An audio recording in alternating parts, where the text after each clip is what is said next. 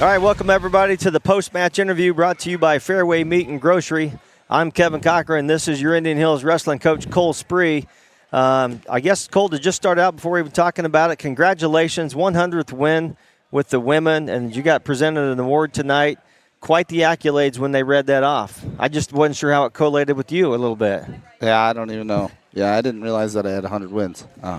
Not something I really count, I guess. 100. I mean, I could go through 100 wins, 56 All-Americans, and just crazy, crazy numbers, 3 national titles, goes on and on. But just to start, you wrestled Trinidad State tonight. Women won 42-10. Let's just talk about that briefly. I got to give my Scooters Wrestler of the Match to Madison Levernight. Yeah. Overall.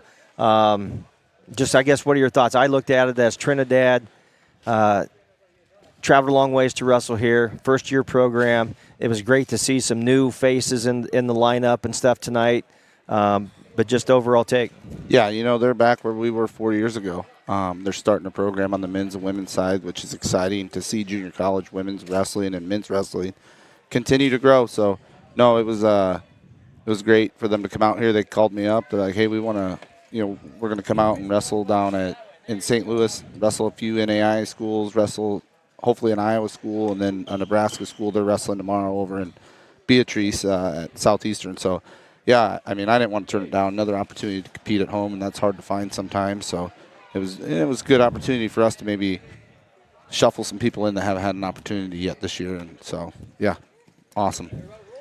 So, yeah, you kind of rolled. I mean, it was probably one of the quickest duels I've ever got to witness. I mean, they had 3 opens right there in the middle, and even Duchess goes out and gets a tech fall. I think Madison Leavernight's tech fall was like in 23 seconds. I mean, It was just some crazy. It was good for me to see our girls do some of the things that they did tonight, and not rely on just the takedowns. We got to see a lot of the leg laces and the turns and things of that nature, and I think it just helped the other girls as they stepped out on the mat and competed. Yep, and we've got a group of freshmen that, and I keep telling them that they're going to get it. It's just, it takes time, to make that transition from high school to college, make that transition from folk style to freestyle. And sometimes I think they overthink it. It's still wrestling. I know it's freestyle versus folk style, but it's still wrestling. And, there's a few of them that, there's probably a handful, a little over a handful that are like this close to really breaking out. And so it was good to see some of them get out there and, use some of the stuff we work on in practice and then have some success with it. Well, it was great to see you continue to roll. The girls are still ranked number 1 nationally. I think we've still got a lot of work to do between now and the end of the year to get that end result and bringing home another national title. As we roll over to the boys, and I talked to you before the match, you've been wrestling a lot lately, a little bit beat up, and therefore we got to see some new names tonight and some kids that maybe didn't wrestle or we haven't got to see wrestle.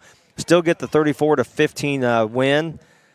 Just talk about that. I think go back to our Scooters Wrestler match. There's several I feel like we could have given it to. Me and Carson decided to give it to Roderick Love. I like Roderick.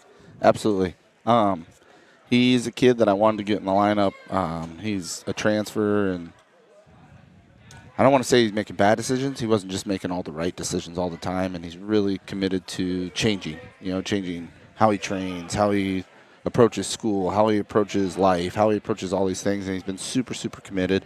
And that's why I wanted him to be out there, and it was fun to see him have some success. And, yeah, he's one of the strongest human beings I've ever been in. And, he was up a weight class, and so, I mean, he is just so strong and has so much ability, and I don't think he really realizes how much ability he has. He's just got a huge learning curve, and it'll come, but it's going to take us being able to give him opportunities like that for him to really blossom. Like I stated when he was watching, I said, if you guys are watching the same match I am, I could feel the athleticism. Oh, absolutely. That literally coming off of him. Oh, absolutely. And so I liked his fire. I guess just overall, I really liked the fire that we had a lot of guys. Ari Hart wrestled aggressive. Peyton Asbury. Even some of the other matches, watching Hinkle and Romero in the exhibition matches. Those were some of the best matches. The thing that we've been pushing them, we're really young. And we got to teach them quickly how to embrace hard. And that's difficult. That's not always something that you have to deal with at the high school level on a consistent basis. And like last night, we didn't get home till after midnight. We were in Triton. We have a lot of these guys that are beat up, bruised up. I mean, a lot of those guys that were wrestling today wrestled 5-6 matches yesterday. Traveled on a bus, had to get up, get a workout in, manage their weight, get ready to go wrestle again today. So I mean, and that's why we built the schedule the way we did. We knew we were going to be young, and there's only one way to really get them to embrace hard, and that's put them in hard situations. And so it's not easy. It's not easy managing your weight. It's not easy, getting up, feeling sore. But they did a good job. Most of them did a really good job of taking care of business today.